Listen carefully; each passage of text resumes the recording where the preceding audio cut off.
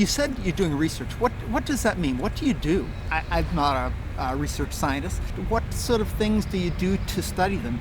So up here in Washington, most of our work is focused on rhinoceros auklets and tufted puffins. We're expanding that a little bit to include storm petrels, although this year our field season, because of the pandemic, has been greatly reduced.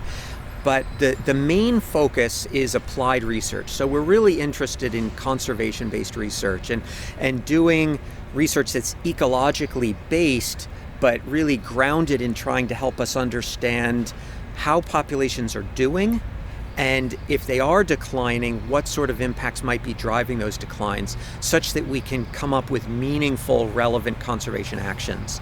So in that sense, one of the things that we do is we track their breeding success year after year.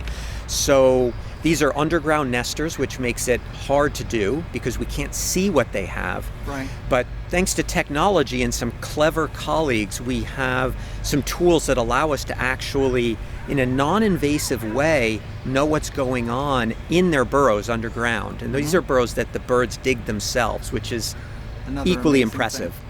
But one of them is an infrared camera probe. So the basic idea is that there's a small infrared camera. It's about the size of your thumb. It's attached to a flexible cable that is it's 2 meters long, so about 6 feet long.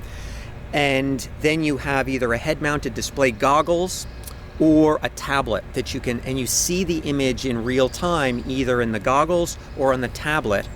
And with a little bit of artistic practice, you can maneuver the camera probe into the nest chamber, and you can determine what is in the nest. So is there an adult? Is there a chick? Is there an adult and chick? Whatever. And so we use that technology heavily to track what happens in burrows. So at the end of the season, we can say what proportion of burrows were occupied. Of those, how many successfully hatched a chick? Of those, how many successfully fledged a young, a fledgling?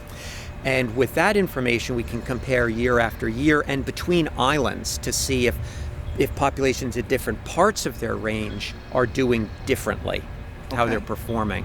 So that's part of it. And then another piece of it is diet. So diet is, we all need to eat well, and if we're raising kids, we need our kids to eat well.